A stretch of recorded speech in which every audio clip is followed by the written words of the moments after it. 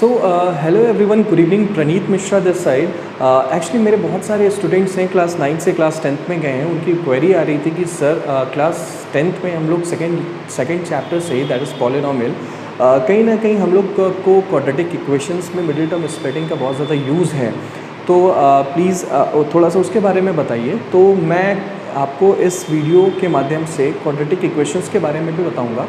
और quadratic equation में basically हम लोग फोकस रहेंगे अभी मिडिल टर्म स्प्लिटिंग के बारे में, बट उसके साथ साथ मैं आपको एक छोटी सी ट्रिक भी बताऊंगा कि किस तरीके से हम लोग क्वाड्रेटिक इक्वेशंस को बहुत ही क्विक कर सकते हैं। This is a kind of small trick. Class 10th में हमारे स्टूडेंट्स हैं या फिर ICSE बोर्ड क्लास 9th में जो भी स्टूडेंट्स हैं उनके लिए जो मिडिल टर्म स्प्लिटिंग में अगर कोई प्रॉब्लम आ रही है तो प्लीज़ इसको आप आराम से देखिए, ध्यान से देखिए, ताकि आपकी जितनी भी क्वेरीज़ हैं वो सॉल्व आउट हो सकें, आप उनको क्वेश्चंस को इजीली सॉल्व कर सकें, राइट।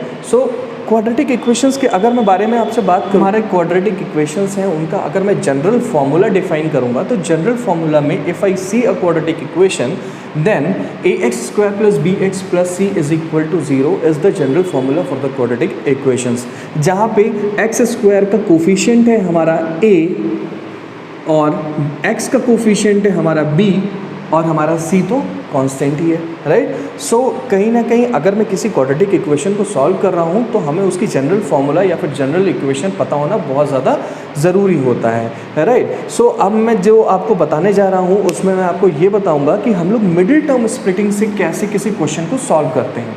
चलो, तो मिडिल टर्म स्प्लिटिंग कह लीजिए या फिर फैक्टराइजेशन मेथड कह लीजिए, method for solving a quadratic equation. अब मिडिल टर्म स्प्लिटिंग या फिर कहें कि फैक्टराइजेशन मेथड में हम करते क्या हैं, that I am going to tell you. जो भी हमारी इक्वेशन होती है उसमें क्या होता है कि हम लोग सबसे पहला स्टेप जो होता है हमारा, उसमें हम लोग कांस्टेंट को, जो भी हमारा कांस्टेंट होता है उस कांस्टेंट को हम लोग x² के कोफिशिएंट, x² के कोफिशिएंट से, कोफिशिएंट ऑफ x² के कोफिशिएंट से मल्टीप्लाई करते हैं। जैसा कि मैंने आपको बताया कि हमारा जो भी जनरल फॉर्मूला होता है वो होता है ax² plus bx plus c, ठीक है, इज इक्वल टू 0। तो कांस्टेंट हमारा क्या है, c, and what is the coefficient of x² का कोफिशिएंट हमारा है a, ठीक है। तो अगर मैं इस जनरल फॉर्मूला के बिहाफ पे देखूंगा, then constant multiply with a, ये हमारा पहला स्टेप है। सेकेंड स्टेप हमारा है just see the sign before the constant. जो भी कांस्टेंट है, see the sign before constant, ठीक है। बहुत ही इंपॉर्टेंट स्टेप है ये, क्योंकि यही डिसाइड करेगा कि हमारा मिडिल टर्म स्प्लिट कैसे होगा। क्या जो दो हम टर्म्स लेंगे उनका हमें समेशन करना है या फिर सब्सट्रैक्शन करना है।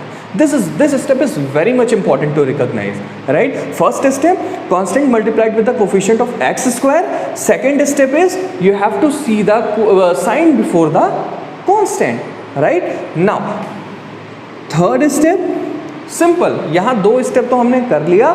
दो स्टेप करने के बाद में अब हमको थर्ड स्टेप में मिडिल टर्म को स्प्लिट करना होता है। अब मिडिल टर्म को हम स्प्लिट कैसे करेंगे मैं आपको बताता हूँ। देखिए, दो ऐसे टर्म हम लोग आइडेंटिफाई करेंगे जिनका मल्टीप्लिकेशन हमारा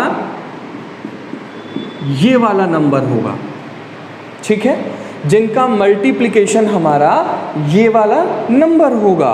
और उन्हीं दोनों टर्म्स को प्लस या फिर माइनस करने पर हमको क्या मिलेगा, मिडिल टर्म मिलेगा। क्या मिलेगा, मिडिल टर्म मिलेगा। देखिए, ये तीन स्टेप आपको मैंने बता दिए। अब मैं एग्जाम्पल से आपको और क्लैरिफाई करूंगा कि ये तीनों स्टेप आपको करने कैसे हैं, ठीक है, ठीक है। चलो, यहाँ पे हम लोगों ने बता दिया कि दो ऐसे टर्म्स लेंगे जिनका मल्टीप्लिकेशन हमारा पहले स्टेप का आंसर आएगा और जो वही दोनों टर्म्स को ऐड या फिर सब्सट्रैक्ट करने पे हमारा मिडिल टर्म हमको मिल जाएगा, राइट। चलो यहाँ तक सब बच्चों को समझ में आ गया है, आगे बढ़ते हैं।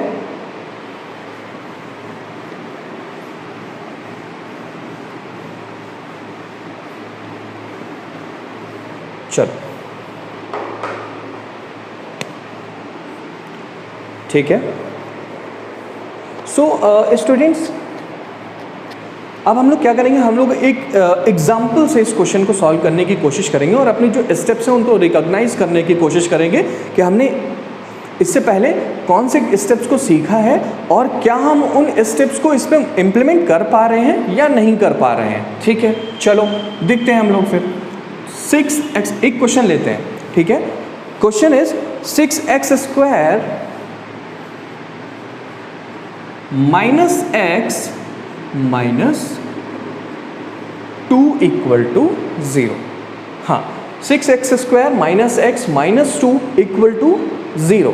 तो ये हमारा पहला क्वेश्चन है जिसको हम लोग कोशिश करेंगे कि हम लोग मिडिल टर्म स्प्लिटिंग में हम लोग किस तरीके से अपने जो स्टेप्स हमने पढ़े थे उन स्टेप्स को हम लोग इस पर अप्लाई करेंगे। तो हमारा पहला स्टेप क्या था दोस्तों?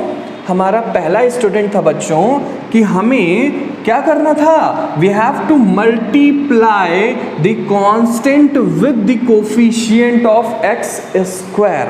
ठीक है, तो आपने क्या किया, यहां पे आपने लिख लिया, मल्टीप्लाई करके यहां पे आपने लिख लिया 6 2 जा 12, मल्टीप्लाई किया और यहाँ पे आपने लिख लिया। अभी कोई भी साइन वाइन अभी कोई भी कंसीडर मत करिएगा, ठीक है। वो जब हम फर्दर इसको लिखेंगे ना तो साइन अपने आप हम लोग एडजस्ट कर लेंगे। सो यहाँ पे हम लोग ने क्या किया, coefficient of X square multiplied by the constant, value क्या आई 12। सेकेंड स्टेप हमारा है see the sign before the constant. तो कांस्टेंट क्या है 2, इसके पहले साइन क्या है बेटा माइनस का। तो अब तुमको यहां से ये पता चल गया कि हमको थर्ड स्टेप हमको 2 ऐसे टर्म लेने हैं जिनको मल्टीप्लाई कर दें तो 12 आ जाए, C क्रॉस A, यहां पे लिख सकते हो C क्रॉस A, और उन्हीं दोनों टर्म्स को अगर मैं माइनस कर दूं तो मेरे को क्या मिल जाए, मिडिल टर्म। और मिडिल टर्म हमारा है क्या, मिडिल टर्म में हमारा है क्या, आप बताओ। मिडिल टर्म में हमारा है 1। What is the middle term में हमारा है coefficient of x, that is 1। ठीक है, तो ऐसे 2 टर्म्स मुझे बताइए जिसको हम लोग मल्टीप्लाई कर दें तो 12 आ जाए और उन्हीं दोनों टर्म्स को मैं अगर सब्सट्रैक्ट कर दूं तो 1 आ जाए। केवल 2 ऐसे टर्म चाहिए। तो आप जानते हो 4 3 4 3 जा 12 एंड 4 माइनस 3 इज 1। क्लियर है? चलो, हमको अपने रूट्स मिल गए हैं, अभी रूट्स नहीं मिले हैं बट हमको अपने टर्म्स मिल गए हैं। हम किस टर्म को यूज करके हम लोग मिडिल टर्म स्प्लिटिंग सॉल्व करेंगे, दैट इज 4 and 3। चलो ठीक है, हमने क्या किया, फ्रॉम दिस क्वेश्चन 4 और 3 को लेते हुए हम लोग आगे बढ़ते हैं। That is 6x square minus 4 minus 3x minus 2 is equal to 0। 6x square, अब देखो ब्रैकेट खुलेगा और मल्टीप्लाई होंगे ईच टर्म्स, ठीक है, x से। सबसे पहले minus 4x and minus minus plus 3 into x is 3x minus 2 equal to 0। चलो, अब क्या करूँगा मैं जो भी चीज़ मुझको कॉमन दिख रही है फर्स्ट 2 टर्म्स में एंड लास्ट 2 टर्म्स में, उनको मैं कॉमन ले लूँगा और फर्दर सॉल्व करूँगा। तो मैंने यहाँ पे कुछ मुझे कॉमन दिखा, हाँ दिखा, 2x कॉमन दिख रहा था, मैंने 2x कॉमन ले लिया। अब देखिए यहाँ पे क्या बचेगा, 3x माइनस 2 ये बचा, और यहाँ पे क्या लिखा है 3x माइनस 2। तो हमने क्या किया, हमने कुछ भी कॉमन नहीं दिख रहा था, तो मैंने 1 कॉमन दिख रहा था, मैंने 1 कॉमन ले लिया। तो यहाँ क्या आ गया 3x माइनस 2 इक्वल टू 0। अब देखो इसमें से भी आपको एक चीज़ कॉमन मिल रही है, दैट इज 3x माइनस 2। आपने क्या किया 3x माइनस 2 को कॉमन बाहर निकाल लिया और जो बचा हुआ टर्म था उसको आपने एक ब्रैकेट में लिख दिया, दैट इज इक्वल टू 0। अब आपको क्या करना है, क्योंकि यहाँ पे इक्वलिटी का साइन लगा है तो आपको 1 बाय 1 इनको इक्वल टू 0 रखना है और कंपेयर करना है, वैल्यू निकालनी है। तो 3x minus 2 equal to 0, 3x equal to 2 and x is equal to 2/3। Fine, चलो अब हमारा क्या बच रहा था, ये 2x प्लस 1 इक्वल टू 0। ठीक है, तो यहाँ पे क्या आएगा 2x is equal to -1 and x is equal to -1/2। तो चलो आपको ये मिल गया एक x का वैल्यू और ये मिल गया हमारा x का दूसरा वैल्यू। बस हमारा क्वेश्चन सॉल्व हो गया। ठीक है, हमारा क्वेश्चन सॉल्व हो गया। अब देखो एक वैल्यू आई x की 2/3 और दूसरी वैल्यू आई x की -1/2। इसको मैं यहाँ पे लिख लेता हूँ, x की एक वैल्यू आई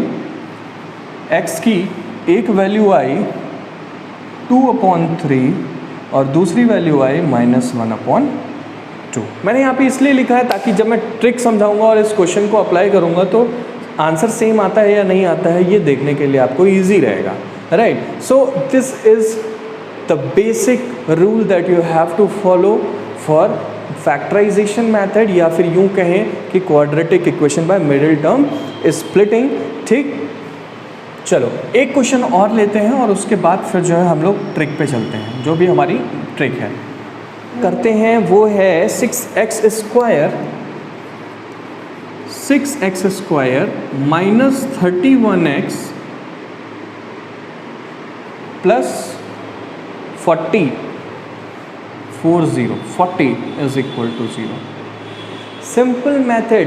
आपको क्वेश्चन देख करके घबराना नहीं है कि यार यहाँ तो 31 लिखा है, यहाँ तो 40 लिखा है, हम क्वेश्चन को सॉल्व कैसे करेंगे, क्योंकि ऑलरेडी क्वेश्चन में इतनी बड़ी बड़ी वैल्यूज दे रखी हैं, मल्टीप्लाई करने पे ऑलरेडी 240 पहुँच जाएगा, तो कैसे सॉल्व करेंगे। नहीं, बेसिक स्टेप को फॉलो करिए, 100% आपका रिजल्ट आपको मिलेगा ही मिलेगा, दैट इज गारंटीड।